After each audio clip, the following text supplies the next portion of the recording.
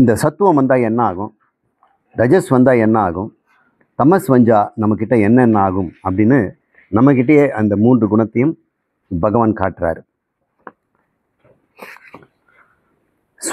சர்வத்வாரேஷு பக்கம் 6வது, 5வது விட்டுட்டோமா?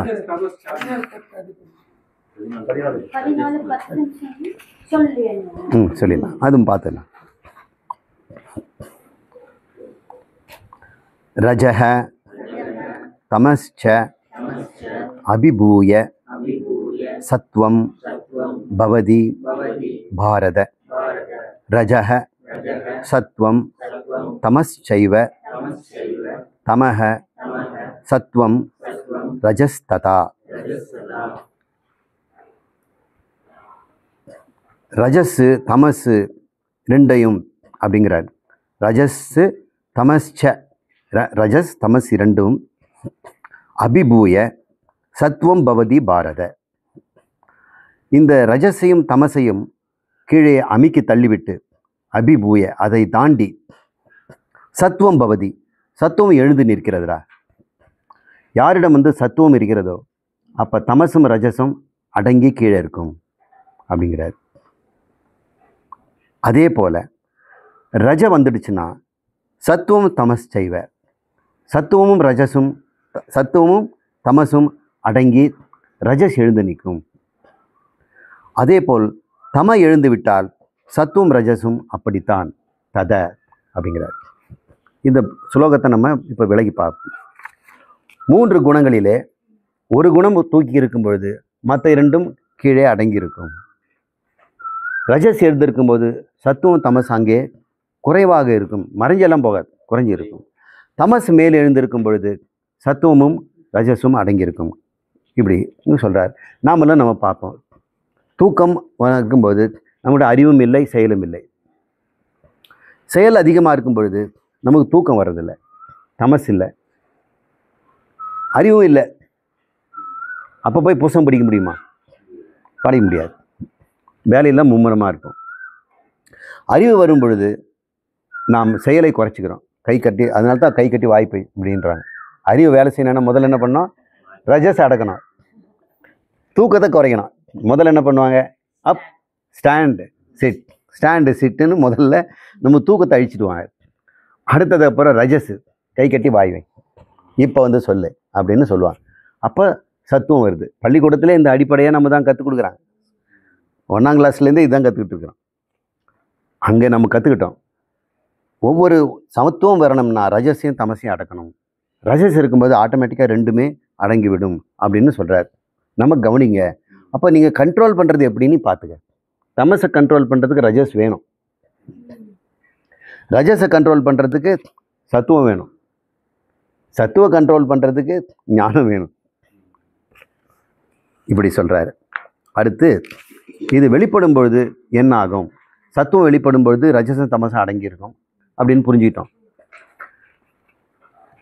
சர்வத்வாரேஷு தேஹஸ்மின் பிரகாஷ உபஜாயதே ஞானம் யதா ததா வித்யாத் விவ்ருத்தம் சத்வம் இது யுதஹ.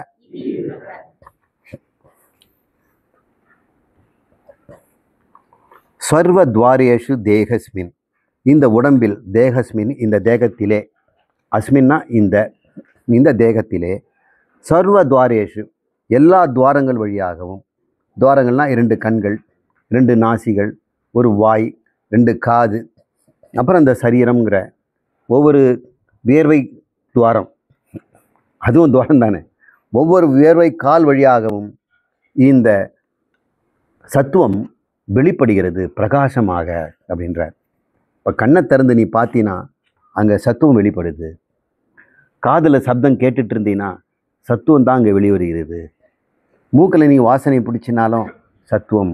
அப்போது இந்த உணர்வுகள், இந்த அறிவு, காணல் அறிவு, கேட்டல் அறிவு, முகர்தல் அறிவு, தொடுதல் அறிவு, இந்த அறிவு துவாரங்கள் வழியாக இந்த சத்துவம் வெளிப்பட்டு கொண்டே இருக்குடா. இந்த அகங்காரங்கிற ஞான சொரூபை, அந்த அகங்காரம் சத்துவமாக இந்த உணர்வுகளாக வெளிப்படுது, உணர்ச்சிகளாக வெளிப்படுது அப்படின்னு சொல்கிறார். உணர்வு வேண்டாம், உணர்ச்சி, அறிவுணர்ச்சி, செவி உணர்ச்சி இப்படின்னு வருது. இதனால் ஞானம் ததா வித்யாத், இதனால தான் உனக்கு அறிவு உண்டாகிறது. சத்துவம் என்பது செயல்பட்டால்தான் உனக்கு அறிவு பெருக்கும்.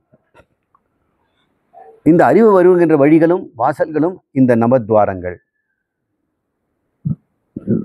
இவ்வாறு சத்துவம் இருக்கிறது, வெளிப்படுகிறது என்று புரிந்துகொள் பாரத அப்படின்னு சொல்றார்.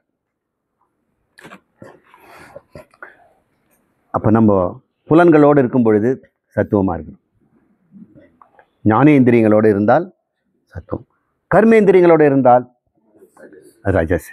அடுத்து சொல்றார், லோபக பிரவிருத்திராரம்ப கர்மானாம் அசமக ஸ்பிருகா ரஜஸ் ஏதானி ஜாயந்தே விவ்ருத்தே பரதரிஷப. பரத ரிஷபா, பரத குலத்திலே ஒரு ரிஷபம் போல் இருக்கின்ற ஆளுமை பெற்றவனே அப்படின்னு அப்பப்போ பாராட்டிட்டு இருக்கிறார். அப்போ தான் கவனிப்பான் பகவத். இந்த ரஜஸ் பிறக்கும் பொழுது, ரஜஸ் ஏதானி ஜாயந்தே, இந்த ஏதானினா இந்த ரஜசானது ஜாயந்தே பிறந்து வெளிப்படும் போது விவருத்தே என்னென்ன வரும்னா, உன்னிடம் லோபம் இருக்கும், பேராசை இருக்கும், ஏதாவது அடையணும், சாதிக்கணும் அப்படிங்கிற எண்ணங்களெல்லாம் வரும்.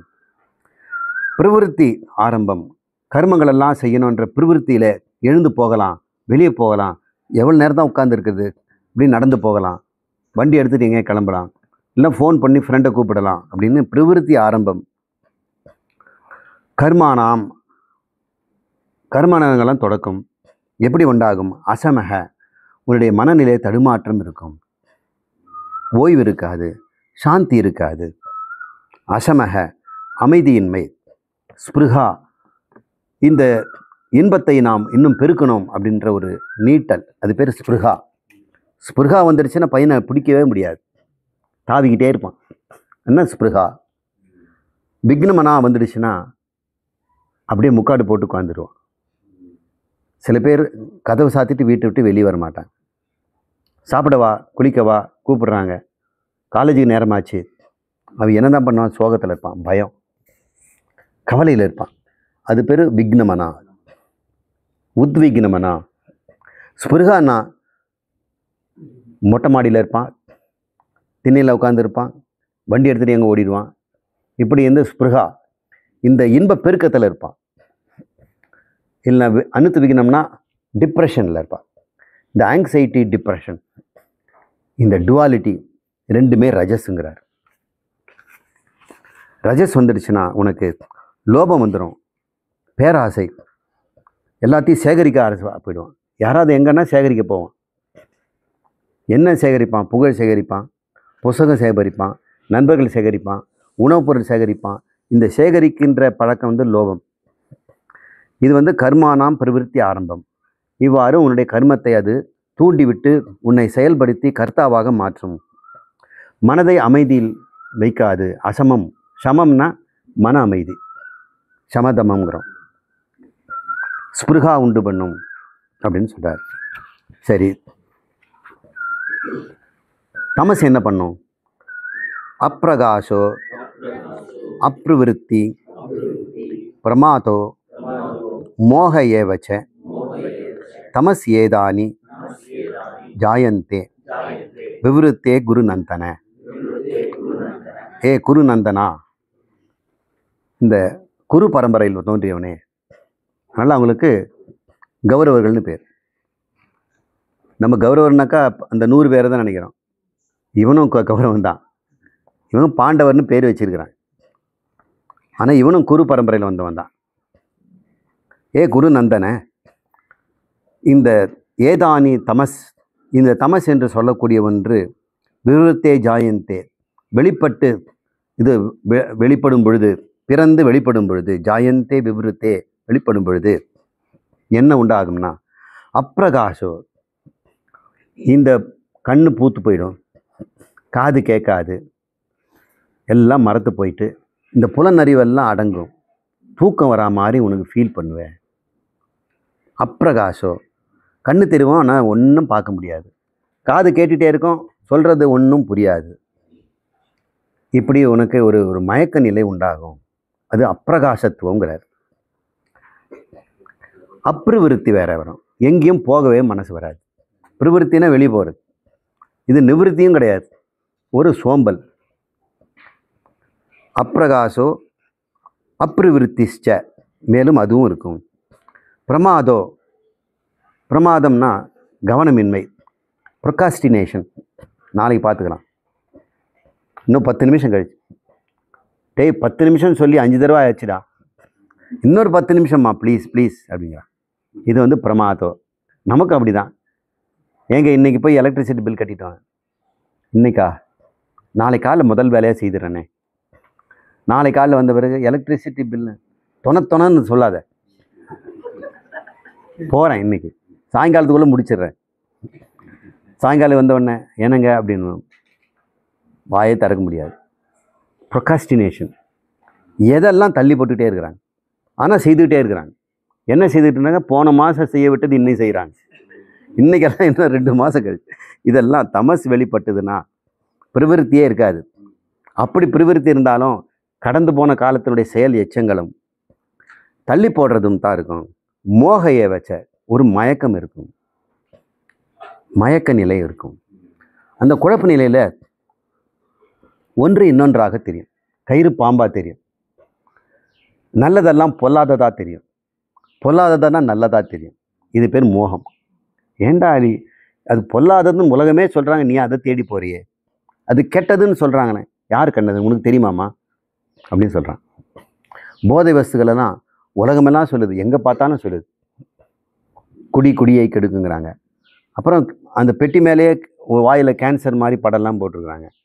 அப்படியே அதை எடுக்கிறானே, அந்த பாக்கெட்டை உரிக்கும் போதே அந்த படம் பார்க்கவே அருவருப்பாக இருக்குது. நான் பார்த்துருக்குறேன். தேள் படம் போட்டிருக்கிறாங்க, கொடுக்க வச்சது, அது கேன்சர் உண்டு பண்ணுன்னு அர்த்தம். அது இத்தனை அறிகுறி கொடுத்தும் கூட கொண்டு போய் உள்ளே போய் வைக்கிறதுனா மோகம் தானே, மதி மயக்கம் தானே. இதெல்லாம் தமசினுடைய வெளிப்பாடு அப்படின்னு தூக்கம் மட்டும் நினச்சிக்காதீங்க. நம்முடைய உணர்வு மதி மயக்கத்தில் செய்கின்ற காரியங்களெல்லாம் கூட அப்படி தான் இருக்கும். நாம் ஒன்று சொன்னோம்னா காதில் வேறு மாதிரி கேட்கும். சாப்பாடு போடுறாங்க அப்படின்ட்டு இவன் எழுந்து போய் நிற்பான், சாப்பாடு செய்ய வாடான்னு சொல்லியிருப்பான், இவன் காதில் சாப்பாடு ரெடிங்கிற மாதிரி இருக்கும். நமக்கு எல்லாமே நமக்கு விருப்பப்பட்ட மாதிரியே சப்தங்களும் விருப்பப்பட்ட மாதிரியே காட்சிகளும் இருப்பதை நம்ம பார்க்குறோம். உலகமே அதுக்கு கரெக்டாக இருக்கிற மாதிரி தெரியும். இதெல்லாம் தமசனுடைய வெளிப்பாடுடா அப்படின்ற, அதெல்லாம் ஆபத்தானது. இப்போ இன்னும் கொஞ்சம் ஒரு 3-4 மணி நேரம் பேசலாம் இல்லையா? இந்த முக்குணங்களினால என்னென்ன மாதிரியெல்லாம் நம்ம பிறக்கிறோம் அப்படின்னு பல இடத்துல சொல்லியிருக்கார் சுவாமி. அதை தேடி பிடிச்சி இங்கே போட்டுக்கிறோம். இதே வரிசையில் தான் சொல்லியிருப்பார்னு நினச்சிக்காதீங்க. நமக்கு இந்த டைட்டிலுக்கு ஏற்ற மாதிரி கொண்டு வந்திருக்கிறேன். இங்கே அந்த வரிசைப்படியும் இருக்குதுன்னு தான் நினைக்கிறேன். வரிசைப்படி தான் இருக்குது. யதா சத்வே பிரவிருத்தேது பிரளயம் யாதி தேகப்ருத்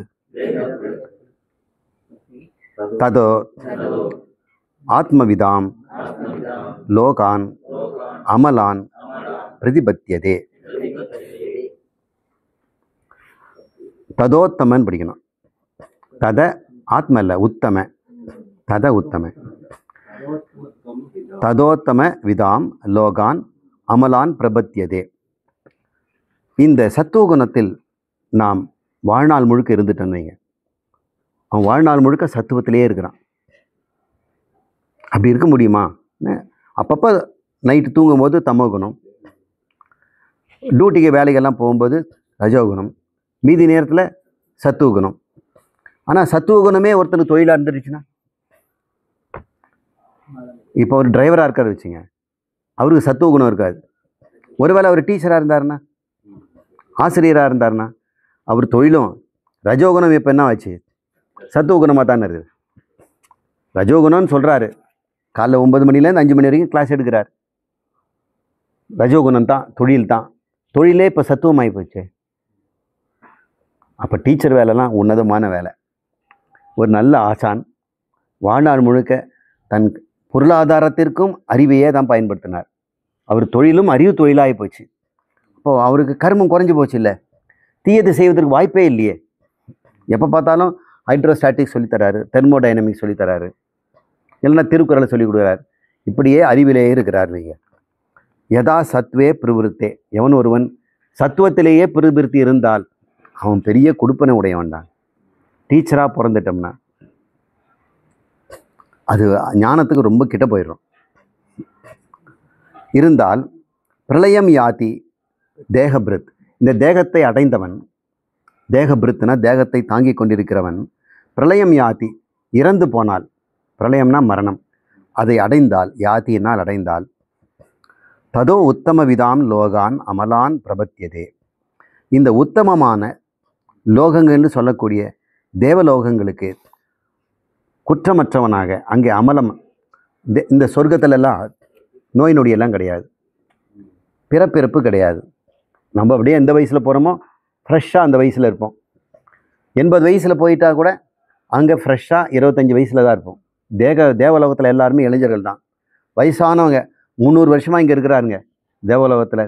ஓல்டஸ்ட்டு தேவலோகி அப்படின்னு காட்டினா கூட அவர் யங்காக தான் இருப்பார், உங்களை விட யங்காக இருப்பார். நீங்கள் தான் இப்போ தான் புதுசாக போயிருக்கிறீங்க, ஜஸ்ட் பார்ன் தேவலோகத்தில். இன்றைக்கி யார் வந்திருக்கிறாங்க? இவர் வந்திருக்கிறாரா? எங்கே இருந்தீங்க பூமியில்? நான் வாத்தியாராக இருந்தேங்க. சத்துவத்திலே இருந்தீங்க, வாங்க வாங்க அப்படின்னு சொல்கிறார். இங்கே யாருங்க ரொம்ப வயசானவர்னா? இங்கே பாருங்கள், ரொம்ப இளைஞனாக இருக்கிறார் பாரு. இவர் தான் இங்கே வந்து 2000 வருஷமாக இருக்கிறார். இன்னும் உடம்பு எடுத்து பிறகுல பூமிக்கு போகல, அவ்வளோ புண்ணியம் வச்சிருக்கிறார். இந்த தேவலோகம் அமலம், அங்கே ஒரு பாவமும் இல்லை, ஒன்றும் இல்லை. செய்த புண்ணியத்தை அனுபவிக்கலாம். உங்களுக்கு என்னெல்லாம் அனுபவம் வேணுமோ எடுத்துக்கலாம். யார் யாருக்கு என்ன அனுபவம் வேணுமோ அங்கே கிடைக்கும். புண்ணியம் இருக்கணும், ஆனால் பேங்க் பேலன்ஸ் மட்டும் இருந்தால் போதும். புண்ணியங்கிற பேங்க் பேலன்ஸ் எடுத்துகிட்டு போயிட்டோம்னா அவங்களுக்கு தடை இல்லாமல் உங்களுக்கு விநியோகம் செய்யப்படும். என்னென்ன வேணுமோ அது. கிரிக்கெட் ஆடுறோன்னா ஆடுங்க. சித்த மருத்துவம் ஆராய்ச்சி பண்ணுறியா? சித்தலோகம்னு ஒன்று இருக்குதுங்க, அங்கே இது மாதிரி பழங்காலமாக சித்த மருத்துவம் பண்ணுறவங்க இருக்கிறாங்க, போய்ப்பாங்க. இல்லை நியூரோ சர்ஜன் அப்படின்னு அவங்க அங்கே இருக்கிறாங்க.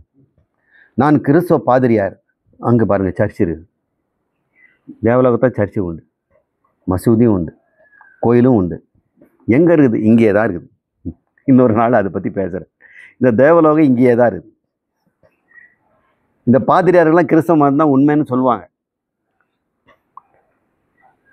ஏன்னா உண்மைதான். தேவலோகம் ஒன்றும் இந்துக்களுக்காக மட்டுமில்லை, எல்லாருக்கும் உண்டு. இந்த சமயங்கள்லாம் வராத போது நியாண்டர்தால் மனுஷன் தானே, அவனுக்கும் இருக்குது. அவன் நியாண்டர்தால் உலகத்தில் இருப்பான். எல்லாம் உண்டு. சுகம் அனுபவிக்கிறதுக்கு ஒரு இடம். உனக்கு எவ்வளோ அறிவு இருக்குதோ அந்த அளவுக்கு சுகம் அனுபவிக்கலாம். அறிவோடு போனால் அந்த சுகம் நல்லா கிடைக்கும். அறிவில்லாதவன் சொர்க்கலோகம் போய் கூட வேஸ்ட். அங்கே போனால் கர்நாடக சங்கீதம், இவனு ஒன்றும் புரியல. இந்த பக்கம் போனால் பெயிண்டிங் பண்ணுறாங்க, இங்கே சிற்ப கலைங்கிறாங்க, இங்கே பரத கலைங்கிறாங்க, இங்கே சமையல் கலைங்கிறாங்க. இது கொஞ்சம் நல்லா இருக்குது. அறிவே இல்லாத போனால் என்ன பண்ணுவான்? கை கட்டி வேடி பார்ப்பான். அறிவு வேணும். அதனால் இந்த சத்துவங்கிற ஒரு தன்மையில் நீ வாழ்ந்துட்டினா உன் மரண காலத்தில் நீ உத்தம லோகத்துக்கு போவாய். அதனால் சத்துவ லோகம் எப்படியாவது சத்துவத்தில் இருக்க முயற்சி செய். நல்ல அறிவை திரட்டு. கொடுங்க. அப்படியா? சாப்பிட்றேன். ரஜசி பிரளயம் கத்வா கர்ம சங்கிஷு ஜாயதே ததா பிரலீனஸ்தசமி தமசி மூடயோனிஷு ஜாயதே. இப்போ ரெண்டுத்தையும் சேர்த்து சொல்கிறார். ரஜஸோட வாழ்ந்தினால் வாழ்நாள் முழுக்க வேலை வேலை வேலைன்னு அறிஞ்சான். சின்ன பையன்லேருந்து வேலைக்கு போயிட்டான், ஸ்கூலு கூட கட்டடிச்சிட்டான். அவங்க அம்மா அப்பா என்ன சொன்னாங்க? குப்பை பொறுக்க போ, அங்கே தான் நிறைய லாபம் ஸ்கூலுக்கு.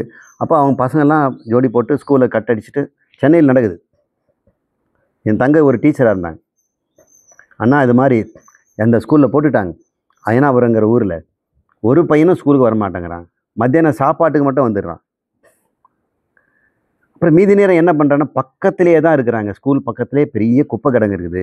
குப்பை பொறுக்குனா லாபம் வரும்னு அவங்க அம்மா அப்பா சொல்கிறாங்க. ஸ்கூலுக்கு அனுப்புகிறேன்னு சாப்பாட்டுக்கு மட்டும் அனுப்புகிறாங்க, மீதி நேரம்லாம் குப்பை பொறுக்க தான் அனுப்புகிறாங்க.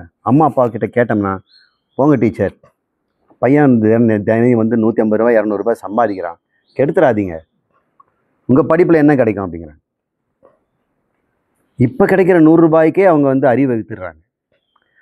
லட்சமாக சம்பாதிக்கிற அறிவாளியை வந்து ரஜோகுணத்தில் போட்டுடுறாங்க. அப்போ அவன் இதில் ருசி கண்டுட்டான்னா அவன் என்ன படிப்பான்? அவன் சாப்பாட்டுக்கு மட்டும் நேரமாக மத்திய உணவுக்கு வந்துடுறாங்க. இது சென்னையில் நடக்குதுங்க. கார்ப்பரேஷன் ஸ்கூலில் டீச்சருங்க தான் நிறைய சம்பளம் வாங்குகிறாங்க, மாணவர்களே வர்றதில்லை. அப்புறம் நீ என்ன பண்ணுறது? எப்படியாவது அவனுக்கு 100 ரூபாய்க்கு மேலே பலன் தரக்கூடியதை கொடுத்தா தான் இங்கே வருவான்.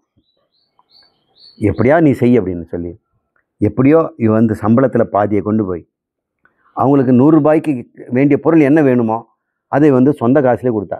முதல்ல 4 பேர் இருந்தால் கூட ஸ்கூலை மூட்டிட்டாங்கன்னா வேலை போயிடும் இல்லை. இப்போ இவருக்கு வேலையும் வேணும், இந்த ஸ்கூலும் வேணும், வீடு பக்கத்தில் இருக்குது. இப்போ என்ன பண்ணுறாங்க, டெய்லி அவங்களுக்கு 100 ரூபாய்க்கு ஏதாவது கொடுத்து ஒரு பையனை பிடிச்சாங்க, இன்னும் 2 பையனை பிடிச்சாங்க, காசு கொடுக்கல, அவங்களுக்கு வீட்டுக்கு வேண்டிய பொருளை அவங்க தராங்க. ரேஷன் கடையிலேருந்து எண்ணெய், ரேஷன் கடையிலேருந்து அரிசி, இந்தடா வீட்டுக்கு எடுத்துன்னு போடான்னு, பாடம் படிச்சுன்னா தரேங்கிறாங்க. அப்புறம் அம்மா சொன்னாங்க, டீச்சர் நல்ல புண்ணியவாளாக இருக்கிறா, அங்கே போனாலும் இதான் வாங்க போகிறோம், சரி பாடமும் படி, இதையும் வாங்கிட்டு வாங்க.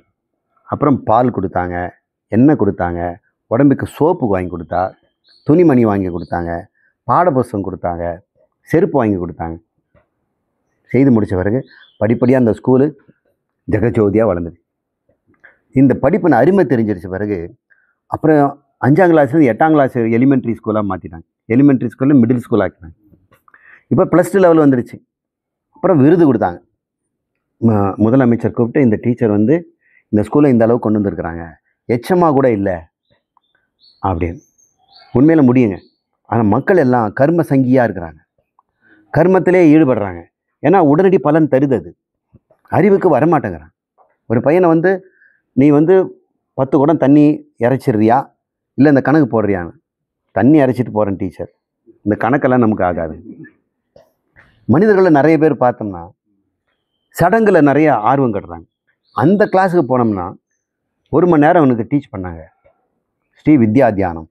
அதில் நிறைய செய்ய சொன்னாங்க. ஒரு சப்தம் எழுப்பணும், ஒரு நிறத்தை கண்ணால் பார்க்கணும், கையை அப்படி வச்சுக்கணும், அப்புறம் அடுத்த அநாகத சக்கரத்துக்கு போகணும், இந்த சப்தம் இதெல்லாம் எனக்கு பிடிச்சிருக்குதுங்கிறான். இவர் எந்நேரம் வளவளன்னு பேசிகிட்டே இருக்கிறார்.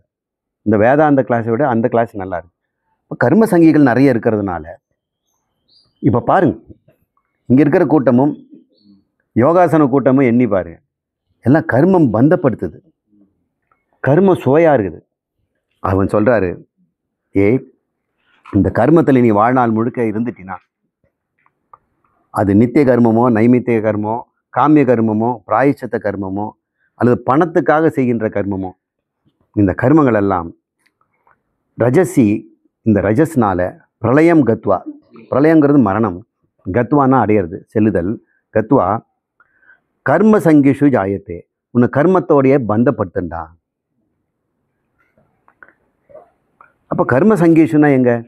நீங்கள் வந்து தேவலோகத்தில் கர்மாவாக இருக்க முடியுமா? உங்களுக்கு ஒரு வேலையும் கிடையாது, அங்கே உழைச்சி சம்பாதிக்க வேண்டியது இல்லைல்ல. அப்போ உனக்கு கர்த்தாக்கு அங்கே வேலை இல்லை. அப்போ கர்ம சங்கியாக இருந்தினா உனக்கு தேவலோகம் கூட கிடைக்காது. மறுபடியும் தொழிலாளி, பாட்டாளி, பிஸ்னஸ் மேனாக தான் நீ பிறப்ப. எங்கே வந்து தொழில் நிறைய இருக்குதோ அங்கே தான் போவ. ஒருவேளை பணக்கார வீட்டில் போனால் கூட நீ ஜிம் ப்ராக்டிஸ் பண்ணுற ஆளாக தான் இருப்ப. அங்கே வெயிட்டு மூட்டை தூக்கிறதுக்கு போனால் பணம் கிடைக்கும் லாரிக்கு, இங்கே வந்து மூட்டை கிடையாது, இவனாக எடையை போட்டு முக்கி தூக்குறான், காசை செலவு பண்ணி கொழுப்பை கரைக்கணும். ஜிம்முக்காவது நீ ஜிம் மாஸ்டராக தான் போவேன், கர்மத்திலேருந்து விடுபடவே மாட்டடா. இப்படி ஒன்று உடம்பு கொடுத்துக்கிட்டே இருக்கும். இன்னும் தேவலோகத்துக்கு கொடுக்கும், இல்லை பூமியில் வந்து கிடைக்கும். ஒருவேளை இந்த போகத்திலே அடைமைட்டு எந்நேரமும் இந்த போதைப் பொருள், மது அடிமை, பெண் அடிமை, இப்படி வாழ்ந்துட்டு ஒரு காரியமும் செய்யாமல் இருந்துட்டினா இந்த புலன் இன்பத்திற்கும் மனதுக்கு இன்பம் தரக்கூடியதும் நீ வாழ்க்கையை முழுக்க இருந்தால் என்ன ஆகுங்கிறார். அது தமசு நமக்கு தெரியலையா? அவன் போக்தா தானே, இவன் கர்த்தா, அவன் ஞாத்தா. ஞாத்தா சொர்க்கலோகம் போயிட்டான், கர்த்தா பூமியில் வந்து மறுபடியும் கர்த்தாவாக இருக்கிறான். இந்த போக்தா என்னவாகும்? ததா அவ்வாறு பிரிலினஸ் தமசி, பிரிலீனஸ் தமசி, தமசாக இருந்து இறந்து போனால், பிரிலீனம்னா இறந்து போனால், மூட யோனிஷு ஜாயத்தே. மூட யோனிங்கிறது என்ன தெரியுங்களா? மிருகம்னு அர்த்தம். அது கீழான பிறவி. நாயாகவோ, ரொம்ப நிறைய கொஞ்சம் ஒரு நல்ல போகம் பண்ணியிருந்தா பங்களா நாய், நல்லதா ஒரு பிரயோஜனமாக இருந்து அடிமாடு மாதிரி வேலை செய்து தின்னு இருந்தீங்கன்னா பசு மாடாக ஒருத்தர் வீட்டில் இன்னும் குளிப்பாட்டுவாங்க, பூஜை கூட பண்ணுவாங்க. ஆனால் உனக்கு அம்மா மேன் தான் கத்த முடியும். புல் தான் சாப்பிடுவாங்க, புண்ணாக்கு போடுவாங்க, அதுக்கு மேலே ஒன்றும் கிடையாது. தின்னுக்கிட்டே இருக்கலாம், படுத்துக்கிட்டே இருக்கலாம் அப்படின்னு இப்படி கிடைக்கும். இல்லைன்னா எறும்பு, தேள், ஓணான், இன்னும் சொல்ல வேண்டாம். இந்த மூட யோனிகள் எவ்வளோ இருக்குது இந்த பூலோகத்தில்? எத்தனை யோனி, எத்தனை சிக்கன் சாப்பிட்டு அத்தனை சிக்கனாக போகிற, வாழ்நாள் முழுக்க எத்தனை பிரியாணி சாப்பிட்டியோ, எத்தனை சிக்கனா அத்தனை பிறகு எடு அப்படி. இது வரைக்கும் 100 முறை கோழியாக பிறந்துட்டேன். இப்போ என்ன பண்ணுறாங்க? கோழியை நல்லா இருக்குதுங்க, ஏதோ நல்லா தீனியெல்லாம் போடுறாங்க, கூண்டுக்குள்ளே தான் இருக்கிறோம், டக்குன்னு கழுத்தை முடிக்கிறாங்க, செத்து போகிறோம். முன்னும் கவலை இல்லை, அடுத்து மறுபடியும் இன்னும் முட்டையில் கோழியை தான் பிறக்கிறேன். ஏன்னா கேப்பே இல்லைங்க, சுகமாக இருக்குதுங்க. இப்படி சுகப்பிரியர்கள் மிருகங்களாகவே வாழ்க்கையை பல பிறவி எடுத்துக்கிட்டு இருக்கிறாங்க. அப்புறம் இன்னொரு கோழியை பார்த்தோன்னே இந்த கோழி நல்லா இருக்குதே, கோழியை விட இந்த பிராணி நல்லா இருக்குதே அப்படின்னு அங்கே இருக்கிற இந்த பிராணிகளுக்குள்ளேயே அந்த ஜீவன் சுற்றிக்கிட்டே இருக்கு. மேலகளவும் பூமியிலையும் போகிறதில்ல. பார்த்தீங்கன்னா கசாப் கடையில் நீங்கள் ஒரு கோழியை கொன்ன உடனே அது உடனடியாக இன்னொரு கோழிக்கு முட்டைக்குள்ளே தான் போயிடும். அதை முட்டை போட்டுக்கிட்டே இருக்குது பக்கத்தில் பிராய்லர். ஒரு சோம்பல் கூட கிடையாது. அதுக்காக நீங்கள் வானுலகம் போயிட்டு காத்திருந்து பித்திருலோகத்தை வெயிட்டிங்கெல்லாம் கிடையாது. நோ வெயிட்டிங், உடனடியே பாடி. இந்த மூட யோனிக்கு போயிட்டோம்னா மூட யோனிகளுக்கு எண்ணற்றது இருக்குது.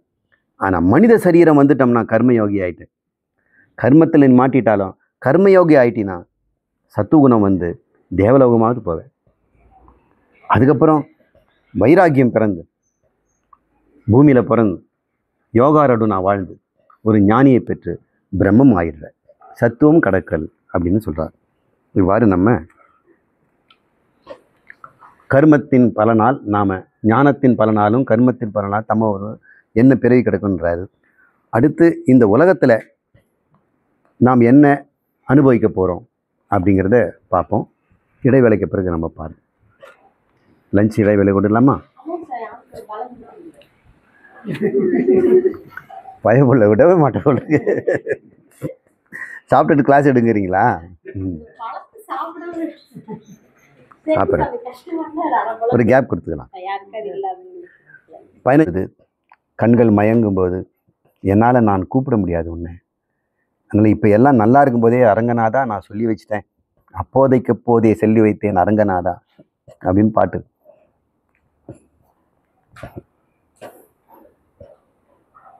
எப்போ பாட வருவாங்க? இன்னைக்கு வருவாங்களா? வரலைங்களா?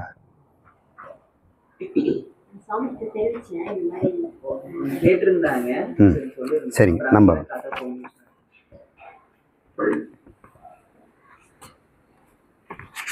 எங்க விட்டுங்க?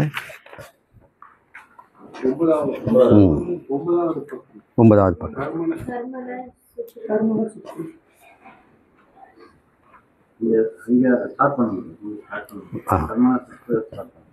ஸ்டார்ட் பண்ண.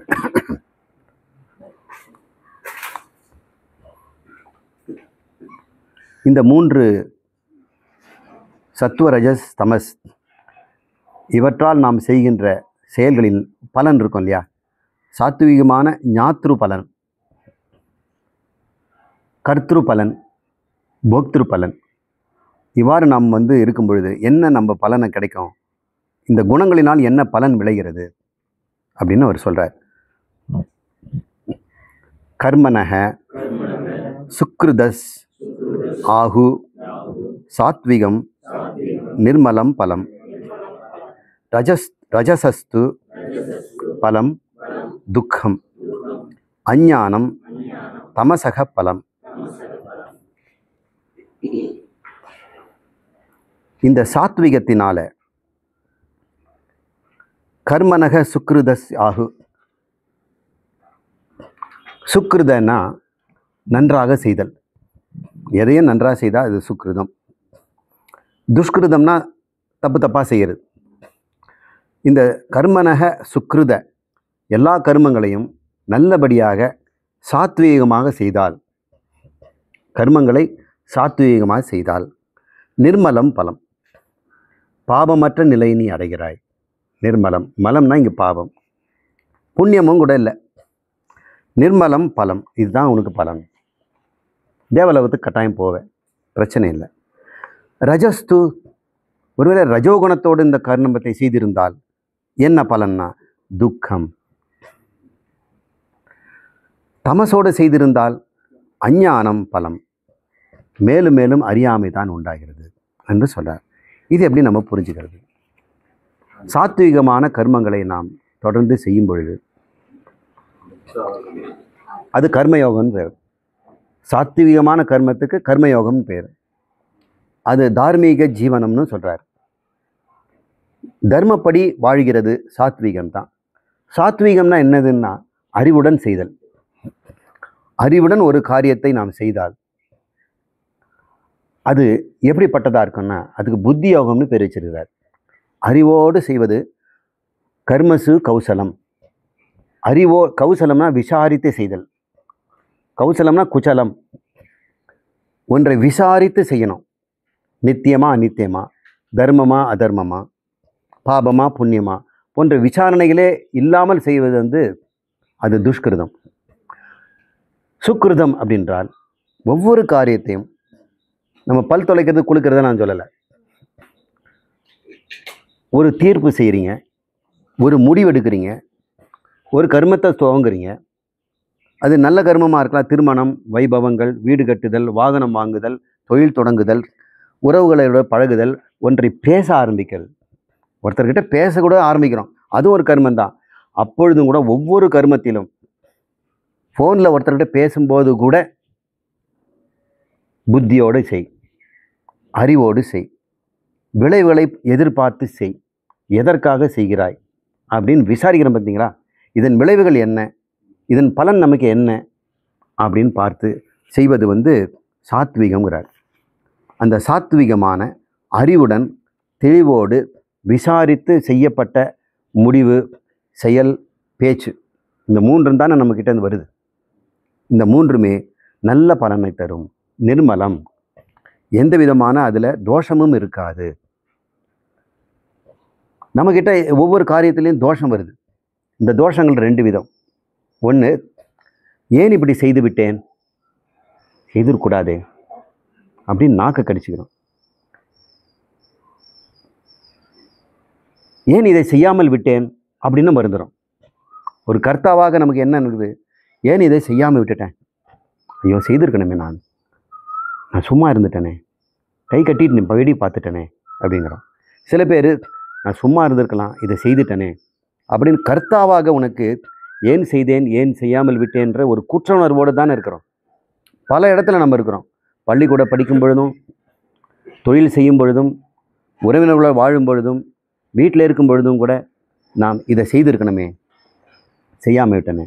அப்போவே கையோடு அதை தொடச்சி விட்டுருந்தேன்னா இப்போ ஏற்பட்ட கஷ்டம் வந்திருக்காது. அந்த பாட்டியம்மா வழிக்கு விழுந்து இன்றைக்கி மண்டையில் அடிபட்டு கோமாவில் இருக்கிறாங்களே, ஒரு சின்ன வேலை தானே, யாருக்கும் தெரியாது. அது நம்ம எண்ணெயை ஊற்றி துடைக்காமல் விட்டது. நம்ம சொல்லுவோமா, நான் தான் செய்தேன் பாவின்னு சொல்லுவோமா? ஆனால் சொல்ல மாட்டோம். உன் மனசுக்குள்ளே என்ன இருக்கும், ஒரு குற்ற உணர்வு. அந்த பாட்டியினுடைய வாழ்க்கைக்கு நான் காரணமாயிட்டனே, ஒரு சின்ன வேலை தானே செய்யலை அப்படின்னு ஒவ்வொரு வேலையிலையுமே என்னை விசாரிக்க மாட்டேங்கிறமே, தாமசத்தை கொண்டாகிறமே, அப்புறம் பார்த்துக்கலாங்கிறமே. இப்படி நான் ஒரு உதாரணம் சொல்கிறேன். எத்தனை பேர்கள் ஒவ்வொருத்தர் மனவிலும் ராத்திரி தூங்கும் பொழுது இந்த உணர்வோடு தான் தூங்குறாங்க. அவன் குட் மார்னிங் சொன்னால் நான் குட் மார்னிங் சொல்லாமலேயே வந்துட்டேனே, அவன் என்ன நினைப்பான், அவர் அதை போய் ஒப்படைச்சிட்டு வான்னு சொன்னாரே, நம்ம கையிலே வச்சுட்டு இருக்கணும், கொடுக்கவே இல்லையே. நாளைக்காக கொடுத்துடணும் அப்படின்னு போகுது, நாளைக்கு மறந்து வச்சுட்டு போகிறோம்.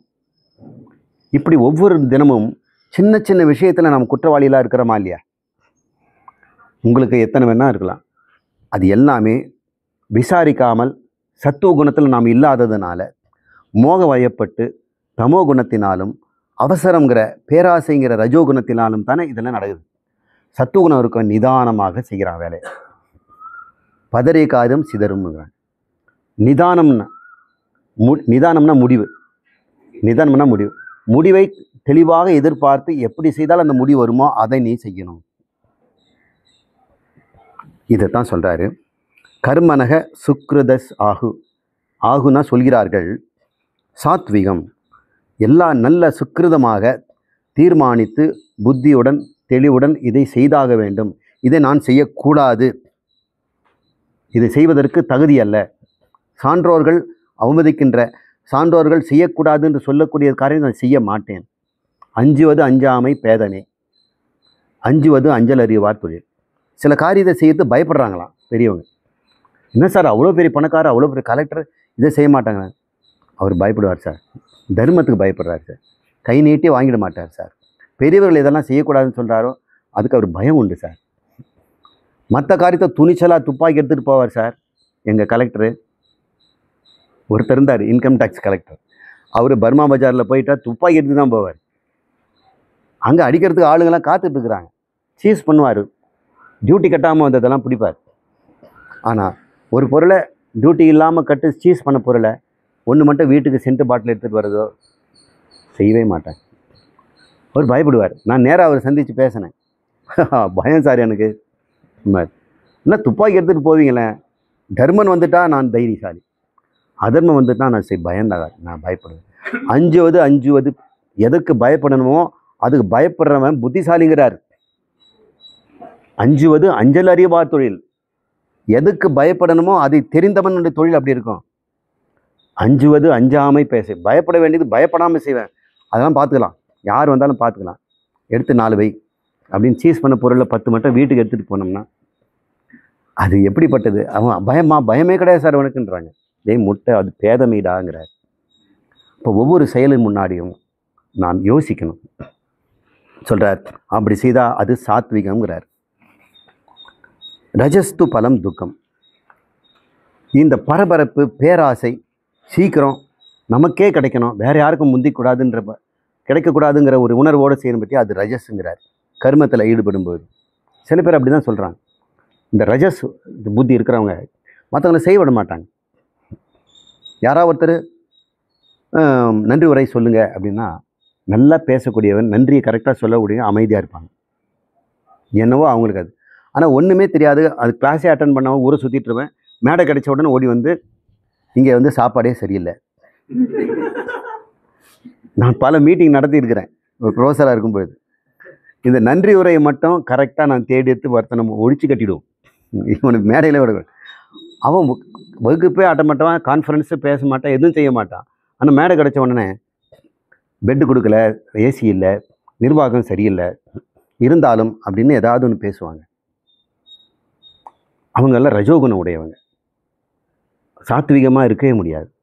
பரபரப்பு, அபகரிப்பு, மற்றவங்க வாய்ப்பெல்லாம் தட்டி பறிச்சுக்குவாங்க. யாருக்கும் வாய்ப்பு தர மாட்டாங்க, முந்திக்குவாங்க. இவனே செய்ய மாட்டான், மற்றவனை செய்விட மாட்டான். அப்படிப்பட்டவங்களை அதனுடைய பலன் துக்கங்கிறார். அன்னைக்கு யோசிக்காமல் பரபரப்பிலும் பேரார்வத்திலும் நாம் விட்டோம்னா அது ஏன் இப்படி செய்தோம் அப்படின்ற ஒரு குற்ற உணர்வு வரும். ஏன் இப்படி செய்யலை அப்படின்றது அது தாமச குணம். தாமச குணத்தினால ஏன் இப்படி செய்யலைன்னு அந்த அம்மாவுக்கு படுக்கைக்கு காரணமாயிட்டான். ரஜோ குணத்தினால செய்யக்கூடாததை செய்துட்டு கஷ்டம் அனுபவிக்கிறான். ஆனால் ரஜோ குணத்தில் எது செய்தாலும் அது விசாரணை இல்லாமல் போகும், துடுக்குத்தனமாக இருக்கும். அஞ்சுவது அஞ்சாமல் தீரத்தனம் என்று செய்து கொண்டு செய்வதெல்லாம் துக்கத்தில் கொண்டு போய் முடியுங்கிறார். தமசக அஞ்ஞானம் பலம். தமசு தமசு என்ற உள்ளம் உணர்ந்திருந்தால் உனக்கு அஞ்ஞானம் தாண்டா பலம். அஞ்ஞானம்னா என்ன? மூட யோனிக்கு போய் விழுவ, மேலும் மேலும் அஞ்ஞானம் வரும். அஞ்ஞானங்கிறது என்ன அர்த்தம் தெரியுங்களா? தப்பு காரியம்லாம் நல்ல காரியம் மாதிரி தெரியும். செய்யக்கூடாததெல்லாம் செய்யலாம். அதில் இப்போ இளைஞர்கள் நான் பார்க்கறேன். என்னோட பஸ்ஸில் பயணம் பண்ணுற ஒரு மாணவன் இருந்தான். அவனுக்கு தெரியாதனமாக அவன் பக்கத்து தெருக்காரன்றதுனால அவனோட தான் சேர்ந்து பஸ்ஸில் போக வேண்டியது. அந்த 16 நம்பர் பஸ்ஸில் அருகம்பாக்கம் பஸ்ஸில் ஏறி உட்காந்தவனா கடைசி பக்கத்தில் அவன் தான் உட்காருவான். சும்மா இருக்க மாட்டான். முன்னாடி இருக்கிற பெண்கள் பின்னலை பிடிச்சி இழுப்பான். கண்ணன்னு நினைப்பு. பின்னலை பின்னின்று இழுப்பான், முன்னே திரும்பவும் போடி மறைவான் அப்படின்ற மாதிரி. எனக்கு தர்ம சங்கடமாக இருக்கும். இப்படி ஒரு ரஜோகுணத்தில் இருக்கிறானே. தமோகுணம் இது, ரஜோகுணம் கிடையாது. தமோகுணத்தில் ஒரு ரஜோகுணம் வருது. விசாரணையே இல்லாமல் விபரீதம் தெரியாமல் இது செய்கிறானே அப்படின்னு. அப்புறம் என்கிட்ட ஒரு பாட்டில் கொண்டு வந்து காமிச்சான். இதான் நடந்த சம்பவம். இது என்ன தெரியுமாண்ணே? தெரியும் அப்படின்னு மோந்து பார்த்தேன். பென்சாயிக் ஆசிட் இது கடை நீ கொண்டு வந்தேனே. ஒரு விஷயம் இருக்குது, இதுதான் டியர் கேஸில் யூஸ் பண்ணுறது. அது தெரியும், நீ என்ன பண்ண போகிறேன்னு பார் அப்படின்னு பஸ்ஸில் கொண்டு போய் அது போட்டாங்க. பஸ்ஸில் வந்து இருந்து போயிட்டாங்க. ஒருத்தருமே இல்லை, காலியாக இருக்குது. அப்புறம் இவன் போய் உட்காந்துக்கிட்டான். எல்லாம் கண்ணெறிந்து இறங்கி ஓடிட்டாங்க. இவன் கண்ணெரிச்சோட உட்காடுறான். வான்றான், இது மாதிரி அநியாயம் பண்ணக்கூடாது. கெமிஸ்ட்ரி டிபார்ட்மெண்ட் பையன். என்னெல்லாம் பண்ணக்கூடாதோ, எது செய்யக்கூடாததோ அது செய்யக்கூடியதாக தெரியுது.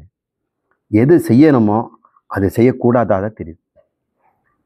எது பெரியவர்களெல்லாம் இது செய்யக்கூடாது, அது அவமதிப்புக்கு தகுதி இல்லாததுன்றாங்களோ அதை தகுதின்னு சொல்லுவான். அவங்களோட பழகி இருக்க வேண்டியிருக்கு. இதெல்லாம் உதாரணத்துக்கு தேவைப்படுது. இது தமோ குணம். தமோ குணத்தில் என்ன செய்கிறோம் ஏது செய்கிறோம்ல அஞ்ஞானம் தான் இருக்குது. பார்த்தோம்னா அந்த பென்சாயிக் ஆசிடுடைய ப்ராப்பர்ட்டியாக தெரிஞ்சு வச்சிருக்கிறானே, ஆனால் எதுக்கு பயன்படுத்துது பாருங்க. இதுதான் அஞ்ஞானங்கள். ஞானம் மாதிரி தெரியும், இது பேதைமை. பேதைமைங்கிறது அஞ்ஞானங்கிற வார்த்தையை சொல்கிறார். இவ்வாறு என் கர்மத்திலும் கவனமாயிரு. இந்த நம்ம நிறைய வாழ்வியல் சிந்தனையை நம்ம கொண்டு வரோம். அன்றாட வாழ்க்கையில் நம்ம குழந்தைகளை எப்படி வளர்க்கணுங்கிறதுக்கு நமக்கு தெரியுது. இன்றைக்கி நமக்கிட்டே நம்ம செய்ததெல்லாம் நம்ம கண்ணாடி போட்டு பார்க்குற மாதிரி இருக்குது. பகவான் சொல்கிறதெல்லாம் கேட்கும்போது நம்முடைய வாழ்க்கையை கண்ணாடியில் பார்க்குற மாதிரி இருக்குது. சரிங்க ஐயா. வண்டியில் வந்திருக்கீங்களா? ஏதாவது சாப்பிட்டு போங்களேன். நல்லது நல்லது, போயிட்டு வாங்க.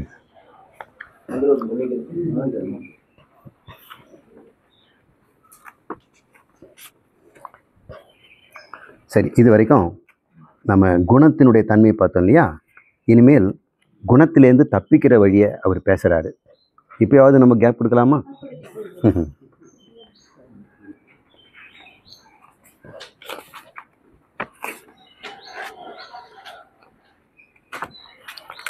இன்றைக்கி முடிச்சிடலாம் முழுக்க. இப்போ முன்னுரையெல்லாம் நமக்கு அவசியம் இல்லைல்ல. ஒவ்வொன்றுத்துக்கும் நமக்கு ஒரு ஷார்ட் இன்ட்ரடக்ஷன் தேவைப்படுது.